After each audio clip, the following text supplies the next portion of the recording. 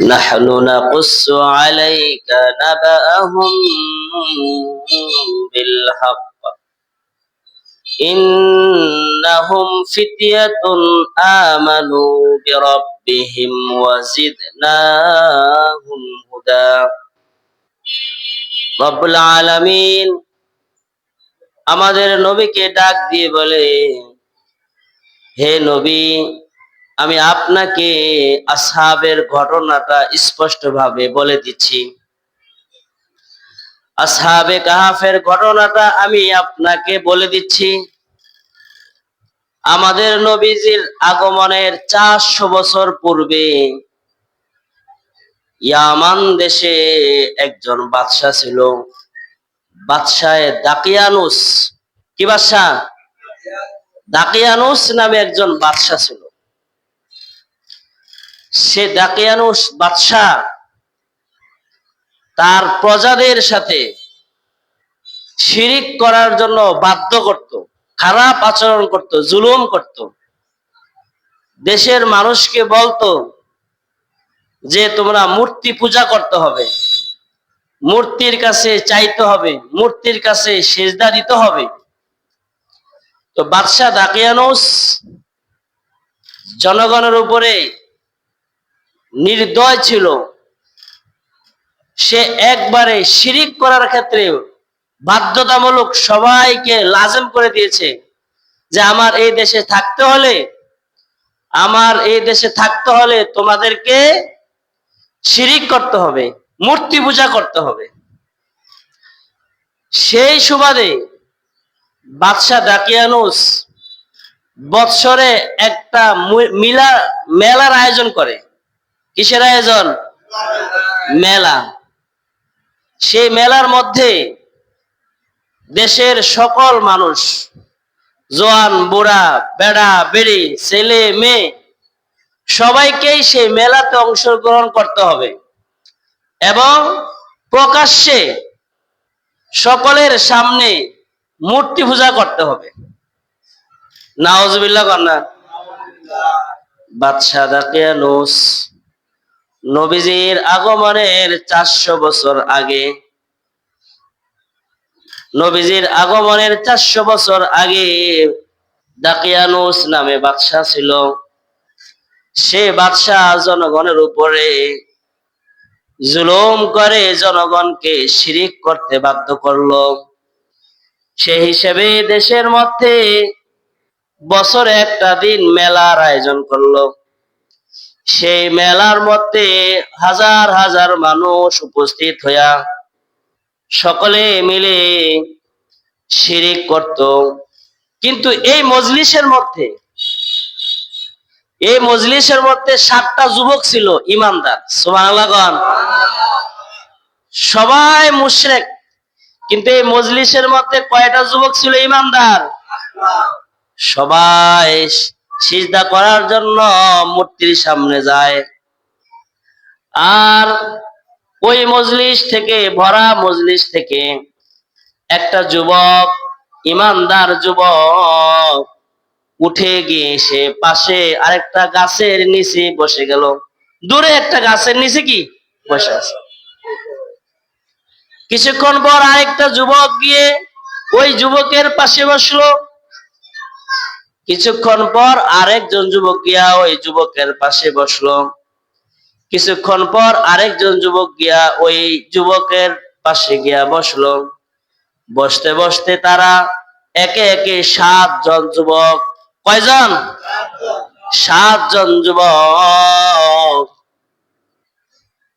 এক জায়গায় বসে আছে, কোনো কথা বলে না।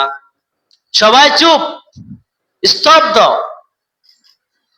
সবাই চুপ করে বসে আছে। হঠাৎ একজনে জিজ্ঞাসা করে, ভাই কি ব্যাপার, তোমরা কথা বলতেছো না কেন?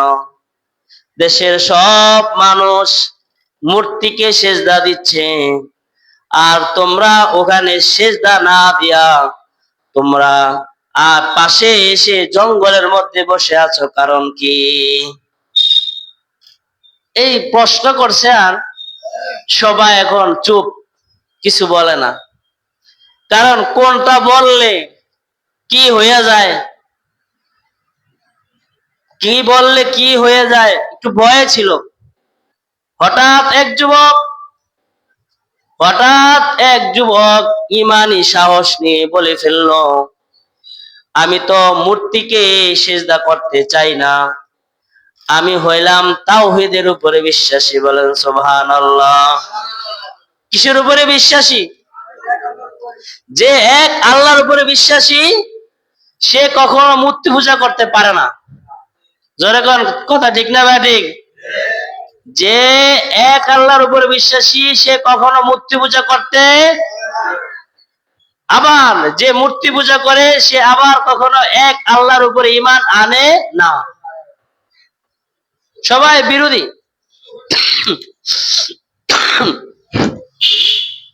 হঠাৎ একজন বলে, আমি তাওহীদের উপরে বিশ্বাসী, আমি এক আল্লাহর উপরে বিশ্বাসী, আমি মূর্তি পূজা করতে রাজি না, আমি আমার ঈমান বিক্রি করতে রাজি না, এই জন্য আমি আলাদা হয়ে গেছি। সাথে সাথে আরো 6টা যুবক চেহারার মধ্যে হাসি দিয়া তারাও বলতেছে, আলহামদুলিল্লাহ, আমিও তো এই নিয়তে, আমরাও তো এই নিয়তেই ওই শিরিকের মজলিস থেকে আমরা চলে আসছি। বলেন সুবহানাল্লাহ। যারা ঈমানদার তারা কখনো মূর্তির কাছে যেতে পারে না, মূর্তির কাছে সাহায্য চাইতে পারে না। যেখানে মূর্তি পূজা হয় সেখানে একজন ঈমানদারের যাওয়া ঠিক না। বলেন, একজন ঈমানদারের যাওয়া কি না?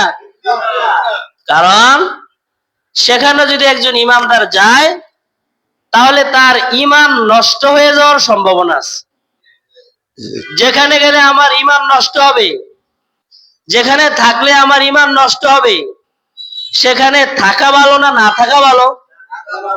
কথা জোরে কন। যেখানে গেলে আমার সম্পদ নষ্ট হবে সেখানে আমরা যাইনি, যেখানে গেলে আমার মান সম্মান নষ্ট হবে সেখানে যেমন আমরা যাই না, তাহলে যেখানে গেলে আমার ঈমান নষ্ট হবে সেখানে আবার কিভাবে আমি যাই? আমাদের কোনোভাবেই যাওয়া ঠিক না। আল্লাহ আমাদেরকে বুঝার তৌফিক দান করুন।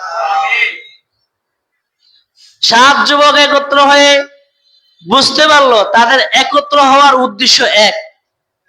বলেন, একত্র হওয়ার উদ্দেশ্য কি? হঠাৎ বাদশার গোয়েন্দা বাহিনী জেনে ফেললো এই মজলিসের মধ্যে 7 জন যুবক আছে। কয়জন? এই মজলিসের মধ্যে 7 জন যুবক আছে, যে যুবকগুলা কিছুক্ষণ আগে ছিল এখন নাই। গোয়েন্দা বাহিনী রাস্তায় বের হয়ে গেল, আশেপাশে ঘুরে জঙ্গলের মধ্যে 7 জন যুবককে পেল, 7 জন যুবককে ধরে আনলো। পুলিশ বাহিনী তাদেরকে ধরে বাদশার কাছে নিয়ে গেল। বাদশা, আপনার দেশের আইন অমান্য করেছে 7 যুবক, এই 7 যুবকের মৃত্যুদণ্ড দিতে হবে। বাদশা দেখলো আমার দেশের 7টা যুবক, তারা এত মেধাবী, তাদের যোগ্যতা আছে, এই মুহূর্তে তাদেরকে যদি আমি মৃত্যুদণ্ড দেই তাহলে আমার দেশের কর্মজীবী নষ্ট হয়ে যাবে। ঠিক আছে, আমার আইন রক্ষা করার জন্য আমি তাদেরকে একটা চান্স দেই। বাদশাহ যুবকদেরকে 3 দিনের চান্স দিছে। কয় দিনের? কথা জোরে কয় না, কয় দিনের? কোরআনে কারীম আল্লাহ তাআলা বলেন, ইন্নাহুম ফিতিয়াতুন আমানু বিরাব্বিহিম ওয়াজিদনাহুম হুদা। এমন 7টা যুবক, যে যুবক রবের উপর ঈমান এনেছে, আস্তে আস্তে তাদের ঈমান আল্লাহ তাআলা বাড়াইয়া দিয়েছেন। বলেন সুবহানাল্লাহ। এই যুবকদের ঈমান বাড়ছে না কমছে? পুলিশ ধরছে, পুলিশের কাছেও বলছে যে আমরা জীবন দিব কিন্তু ঈমান দিব না। সুবহানাল্লাহ। বলেন জীবন দিব কি দিব না? বাদশার কাছে নিয়ে যাব, বাদশা তোমাদেরকে মৃত্যুদণ্ড দিবে।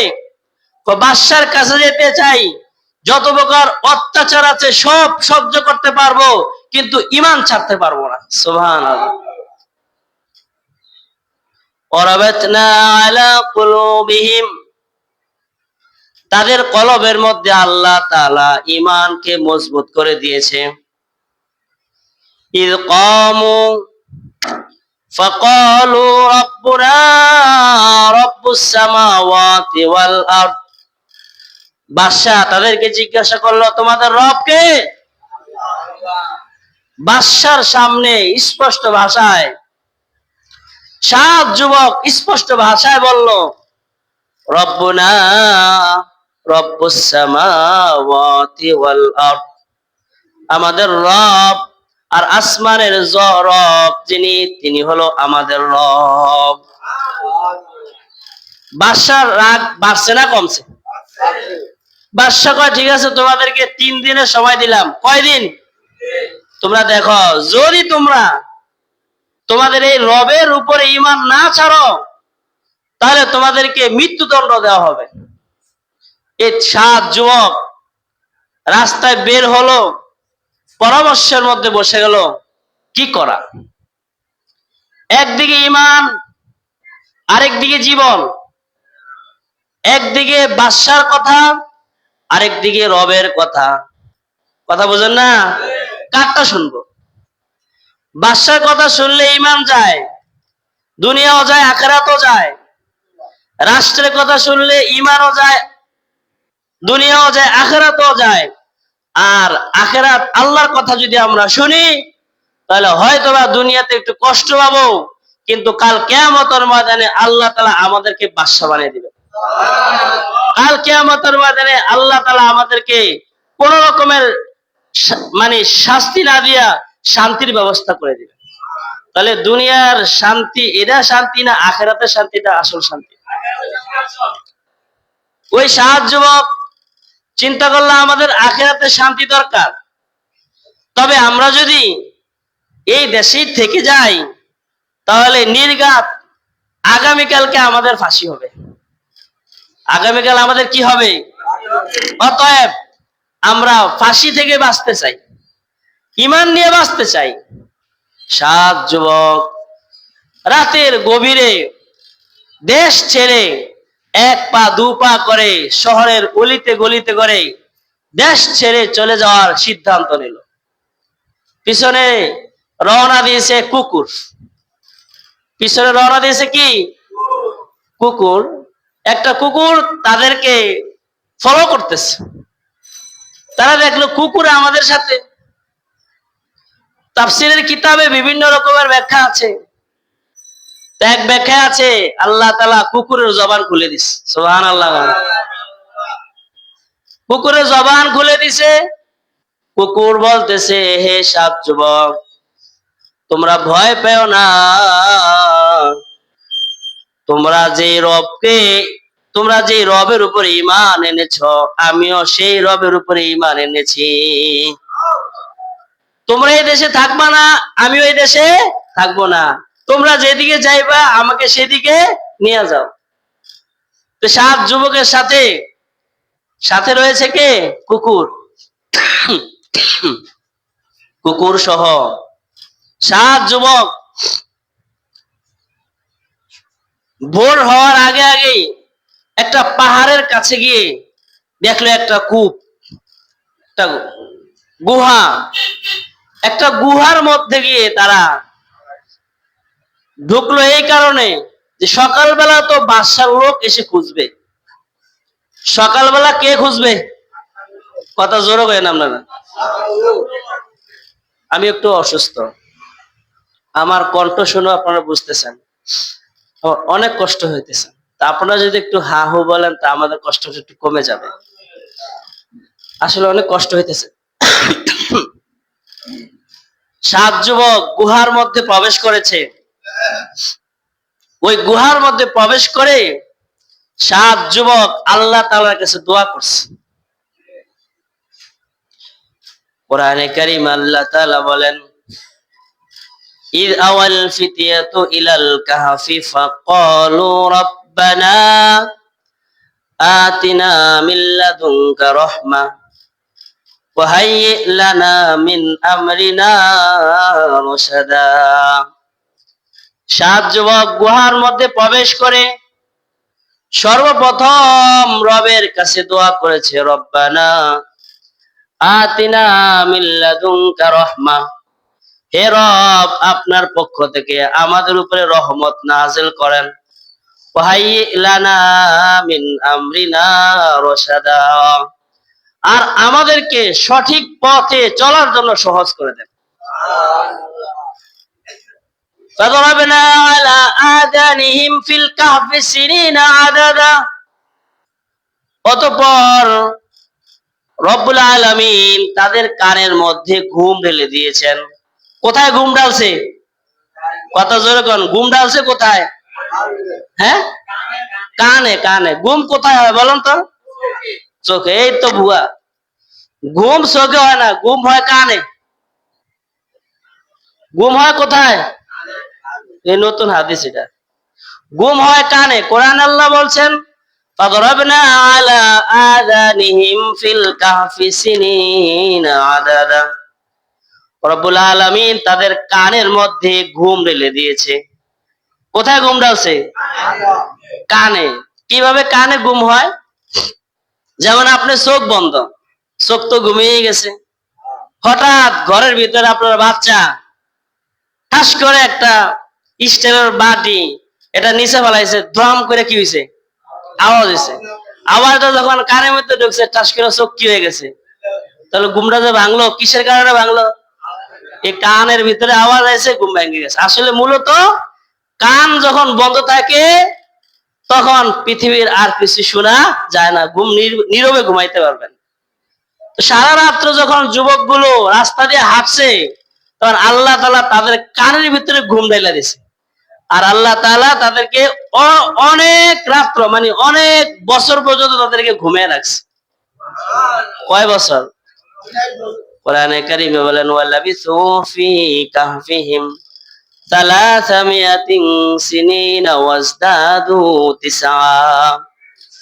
আল্লাহ রাব্বুল আলামিন তাদেরকে ওই গুহার মধ্যে 309 বছর ঘুমিয়ে রাখছেন। কয় বছর ঘুমাইছে? 309 বছর তারা ঘুমাইছে। এই 309 বছর যে ঘুমাইছে এর মধ্যে তাদের কান বন্ধ ছিল। তো যার কান বন্ধ থাকে তার আর কোনো চেতন থাকে না। আল্লাহ রাব্বুল আলামিন তাদের জন্য 3টা নেয়ামত দিয়েছেন। কয়টা? 3টা। কুকুরটাকে পাহারা দেওয়ার জন্য এভাবে বসে রাখছে, কুকুর হইলো বাইরে পাহারা দিচ্ছে। আর গুহার ভিতরে সূর্যের আলো যখন চোখে মুখে পড়বে তখন তো ঘুম ভেঙে যাবে। আল্লাহ তাআলা সূর্যের আলো থেকে এই 7 যুবককে হেফাজতে রাখছেন। আবার এক কাত হইয়া ঘুমানোটা কঠিন, আল্লাহ তাআলা তাদেরকে এক কাত হতে আরেক কাত তাদেরকে উল্টিয়া পাল্টায়া ঘুমায়া তাদেরকে এভাবে কয় বছর ঘুমাইছে? 309 বছর ঘুমাইছে। এই 309 বছর পরে আল্লাহ তাআলা তাদেরকে আবার জীবিত করছেন। সুবহানাল্লাহ। কোরআনে কারীম আল্লাহ তাআলা বলেন, ওয়াকাযালিকা বা'আথনাহুম লিয়াতাসাআলু বাইনাহুম।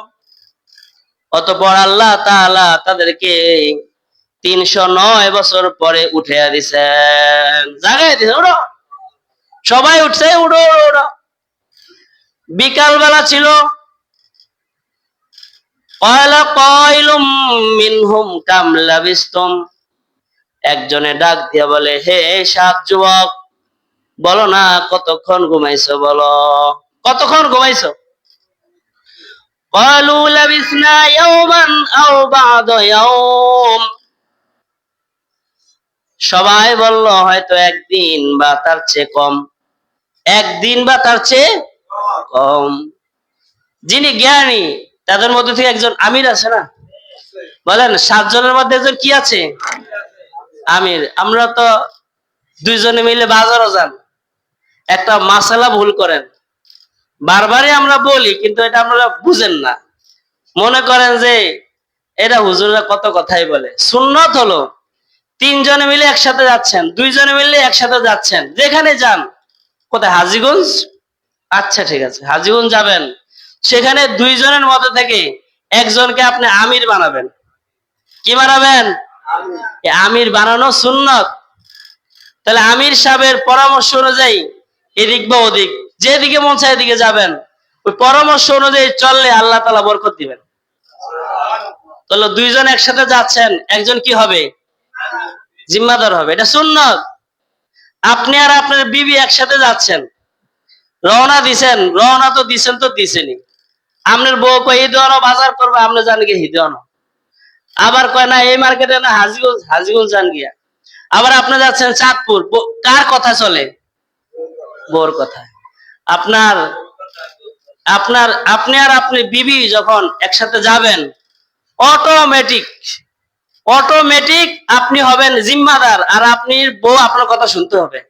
এটা হলো নিয়ম, সুন্নত। বলেন না কি? রাগ করতেছেন আমরা, আবার বাসায় গিয়ে এটা ইয়া করবেন, ট্রেনিং দিবেন। যারা তুমি কই যাইবা? দুইজনে মিলে যাবেন শ্বশুর বাড়ি। তাহলে শ্বশুর বাড়ি যদি যান, তাহলে সেখানে আর আমির সাহেব কি? স্বামী হবে আমির সাহেব। তো বলবেন প্রথম কথা, যাইবা, যাওয়ার আগে 2 রাকাত নামাজ পড়বা। 2 নাম্বার, দোয়া পড়া বেরোবা। 3 নাম্বার, কয়দিনের নিয়ত। এখন এখান থেকে ফাইনাল ডিসিশন নিয়ে আচ্ছা ওকে, তাহলে আমরা এভাবে যাব, সিএনজি দেওয়া যাব, ওখানে যাইতে এরা নিব, সব কিছু কি আগে থেকে পরামর্শ করে নিলে কোনো ঝামেলা নাই। আল্লাহ তাআলা আমাদেরকে সফরের সুন্নত গুলো আদায় করার তৌফিক দান করুন। সফরে গেছেন শ্বশুর বাড়ি, সেখানে যদি আপনার দূরে হয় তাহলে আপনার মুসাফির, আপনাকে বুঝতে হবে সেই আমলগুলো মুসাফির হিসেবে আপনি কাজ করবেন। আচ্ছা, কয় যুবক জানি গেছিল গুহার মধ্যে? 7 যুবক। তারা জায়গা, একজনে বলছে কতদিন ঘুমাইছো রে বাবা? তো একজনে বলে একদিন বা একদিনের কম। এখন কয়দিন ঘুমাইছে এদের কি কোনো খবর আছে? এরা তো খবর নাই।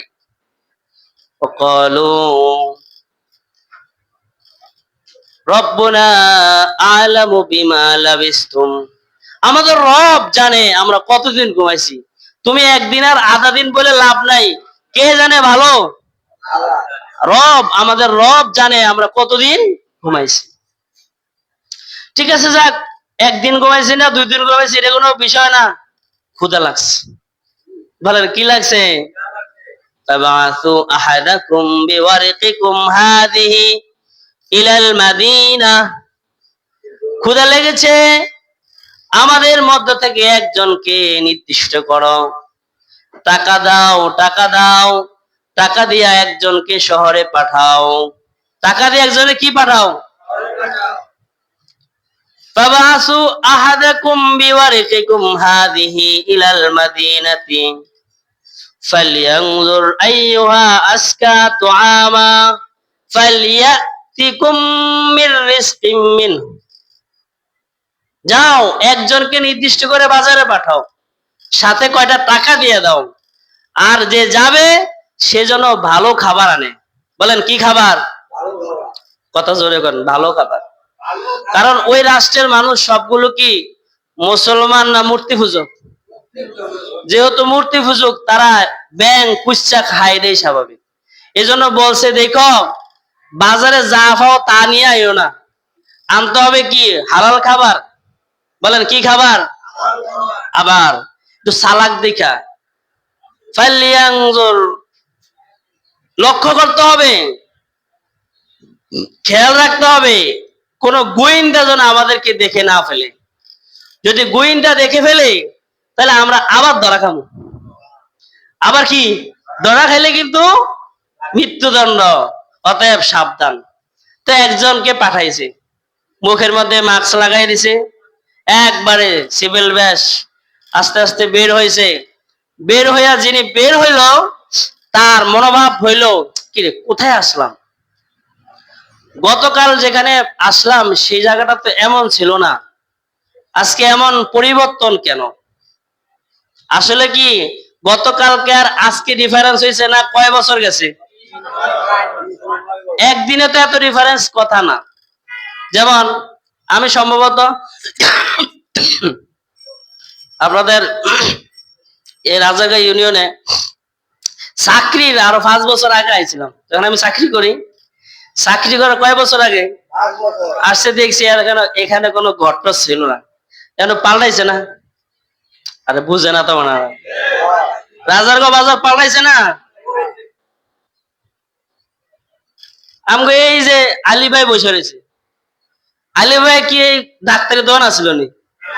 জিগাইলে ডাক্তার আসছিল না, অহনা দেন ডাক্তার। আগে আসছিল কই, অহনাইছে এরকম প্রত্যেকটা দোকানদার আগে আসছিল এক জায়গায়, অহনাইছে কি আমাকে মহাশয় কেন আসছিল নি? কেন আইছে? আমাকে ওই যে মিজান ভাই কেন আসছিল নি? বিদেশ আছে, মালয়েশিয়া, কেন থেকে কেন আইছে? তো পরিবর্তন হয়েছে না? কি রে, যে লোক বাইরে বের হইলো সে দেখলো যে অনেক পরিবর্তন। এত পরিবর্তন কেন বুঝতে পারে নাই। তো যাক, ওনার দরকার হলো মাল, খাদ্যের প্রয়োজন। যখন দোকানে প্রবেশ করলো, দেখা যায় দোকানদারও চিনে না। এখানে দোকানদারি করছে আরেকজন, দোকানদার একা। আচ্ছা দোকানদার নাই, ভালো হয়েছে, কেউ রেই চিনে না। তো মনে মনে শুক্রিয়া আদায় করছে, আলহামদুলিল্লাহ আমাদের কেউ, আমারে তো কেউ চিনে না, আমাকে চাচা জাদা খালা খালু কই তারা তো কেউ নাই। আলহামদুলিল্লাহ ভালো লাগতেছে, কেউ নাই। গোপনে খাদ্য নিয়ে যখন চলে আসবে, তো খাদ্য নিচে আর কি টাকা দিছে। তো টাকা যখন দিছে, এখন টাকাওয়ালা দোকানদার টাকা দেখা এই লোকটা বুঝতেছে না টাকা কোন যুগের টাকা। এই যুগের যুবক যারা আছে, এগুলো যদি জিগান ফার্স্ট পাই চিনছিনি? ফার্স্ট পাই কেউ ফার্স্ট পাই দেখছিলেনি? দেখছ? আদায় না দেখা যায়। ছোট ছোট যারা এরা কি ফার্স্ট পাই 10 পাই, আমরা মুরব্বীরা দেখছেন তাই না? আমরা 10 পাই 5 পাই দিয়ে কিনছেন, কিন্তু এই যুগের ভোলা ভাই 5 পাইতে চিনে না। 2 টাকা 5 টাকা দিলে নেয় না মিয়া, 5 পাই চিনবো। এরা ডিজিটাল হয়ে গেছে। আর আগের যুগের পয়সার মধ্যে একরকম ছিল, এখনকার আগের যুগের টাকার মধ্যে একরকম ছিল, এখন আবার অনেকের ছবির মধ্যে ছবি এসে গেছে না টাকার মধ্যে, অনেক চেঞ্জ। তো ওই যুবককে ডাক দিছে, এদিকে তুমি এটা করতে আনছো? হ্যাঁ, এই টাকা কই পাইছ? টাকা এটা আমার, এটা আমাদের টাকা। ওরা পাইছো কই এরকম? ওটা পাইছিটা আমাদের টাকা। এখন আসলে আগের যুগে কিন্তু রূপার টাকা ছিল, স্বর্ণের টাকা ছিল, এটা টাকাটা কি অনেক দামি। এখন রূপার টাকা স্বর্ণের টাকা দেখে দোকানদারের চোখ বড় হয়ে গেছে, যে রূপার টাকা স্বর্ণের টাকা দিয়ে সে আমার কাছে মাল কিনতে আইছে। এই যুগে তো রূপার টাকা নাই, এই যুগে তো হলো কি পিতলের টাকা বা লোহার পয়সা। এটা দেখে তাকে ধরছে, এদিকে আসো। দোকানদার চাইলো যে তার কাছে যদি আরো কোনো গুপ্তধন থাকে সেটা কোনো নেওয়া যায় কিনা। তো এখানে ধরতে ধরতে কাবজাব হইয়া মানুষ জড়সড় হয়ে গেছে, আরো মানুষ বেড়ে গেছে, আরো মানুষ বেড়ে গেছে, বাড়তে বাড়তে এখন অনেক মানুষ পুলিশ এসে গেছে। যেখানে ওই তারা 7 জন পরামর্শ করছে, ঝামেলা করো না, যেন আমাদেরকে কেউ খুঁজে না পায়। সেই ঝামেলাটা আবার কি তৈরি হয়ে গেছে। অনেক মানুষ তাকে তো ছাড়তেছে না, পুলিশ এসে গেছে, তুমি করতে এলা, তোমার বাড়ি কই? আমার বাড়ি আছে, মানে ঠিকানা বলতেছে না, কারণ ওই যে বাদশা, ওই যুবককে বাদশার কাছে নিয়ে গেছে। ওই যুগের বাদশার কাছে কি, যেহেতু 309 বছর হয়েছে, তাহলে বাদশা কি এটা আসারা পাল্টাইছে? এখন যুবক তো কাঁপতে কাঁপতে কাঁপতে কাঁপতে, আরে এবার তো শেষ। বাদশা তাদেরকে ধরার জন্য, সবাইকে ধরার জন্য একসাথে গুহার কাছে গেছে। গুহার কাছে গেছে, আর বাদশা তো গেছে, সবাই তাদেরকে বলতেছে এ বাদশা আইছে। তারা বলতেছে কি এর বাদশায়? বাদশা বুঝে আমরা চিনি না, কারণ এই তো বাদশা। কারে কি ফাইজলামি করেন, এতে বাদশা না। কি কও? কয় এই যুগের বাদশা হইলো দাকিয়ানুস। বলেন নাম কি? এখন দাকিয়ানুস বাদশার কথা শুনছে, শুনে বলতেছে বাবা আসলে তোমাদের ঘটনা কি বলো। তখন এই 7 যুবক তাদের ইতিহাস বলছে যে আমরা এইভাবে এইভাবে এখানে আসছি, এখানে ঘুমাইছি। তখন ওই পয়সার সাথে মিলাইছে যে এই পয়সাটা আসলে কোন যুগের। তখন দেখছে যে এই পয়সাটা ঠিকই সেই দাকিয়ানুস 309 বছর আগের বাদশার শাসন আমলে যে টাকার প্রচলন ছিল, এখনো ওই টাকাটাই। ওই যুবকগুলোকে ওই যুগের কিছু মানুষ সম্পর্কে জিজ্ঞাসা করেছে, তারা ওই যুবকগুলো তাদের কথা বলছে। ওই যুগের মানুষের অবস্থা কি ছিল সবকিছু ইতিহাস আছে না, ইতিহাস সবকিছু সুন্দরভাবে বলার কারণে এখন বাদশা কইছে তোমাদের কোনো টেনশন নাই, আমিও মুসলমান বাদশা। সুবহানাল্লাহ। আমিও কি বাদশা, তোমার টেনশন নাই, তোমাদেরকে আমি একদম শাহী কোপালে একদম তোমাদেরকে সুন্দরভাবে রাখবো। এই যে অবস্থা তাদের, একটা আনন্দের অবস্থা। এর মধ্যে তাদের দেশের মানুষ জানাশোনা হয়ে গেল যে 7 জন যুবক তারা ইমানে পাকা। ইমানে কি? এই ঘটনাটা ঘটার পিছনে একটা কারণও ছিল। ওই যুগের মানুষগুলো মৃত্যুর পরে পুনরায় জীবিত হওয়ার ব্যাপারে অস্বীকার করছে। তো বাদশা আল্লাহর কাছে দোয়া করছে, আল্লাহ আমার যুগের মানুষগুলো সবাই মুসলমান, কিন্তু মৃত্যুর পরে যে তারা আবার পুনরায় উঠবে এটা তারা আল্লাহ বিশ্বাস করে না। আল্লাহ তুমি এদেরকে বোঝানোর ব্যবস্থা করে দাও। জোরে কন সুবহানাল্লাহ। কার কাছে দোয়া করছে? আল্লাহ আবার এই 309 বছরের এই যুবকদেরকে আবার উঠিয়ে দিয়ে ওই দেশের মানুষের ভিতরে মৃত্যুর পরে পুনরায় জীবিত হওয়ার যে ঈমান আল্লাহ তাআলা তাদেরকে দান করছে। তাহলে এই ঘটনার পিছনে কারণ আছে না নাই? এই ঘটনা থেকে আমরা কয়েকটা জিনিস শিখতে পারি। নাম্বার 1, যেখানে মূর্তি পূজা হয় সেখানে আমরা যাব না। নাম্বার 2, হক কথা বলার ক্ষেত্রে বাদশার সামনে সাহসিকতার সাথে হক কথা বললে আল্লাহ তাআলা ঈমান বাড়াইয়া দেয়। সুবহানাল্লাহ কয় না? আর মৃত্যুর পরে উঠতে হবে। হ্যাঁ, একদিকে রোজা আরেকদিকে পূজা মিলাইছেন। রোজা আর পূজা মিলাই এক জায়গা করছেন না, এটার হিসাব হবে। এই হিসাব দিতে হবে। মৃত্যুর পরে পুনরায় জীবিত করা হবে। আপনি কি বলেছেন, আপনি কি করেছেন, আপনি কার সাথে লেনদেন করেছেন, কার উপরে জুলুম করেছেন, অত্যাচার করেছেন, প্রত্যেকটার হিসাব আপনাকে আমাকে দিতে হবে।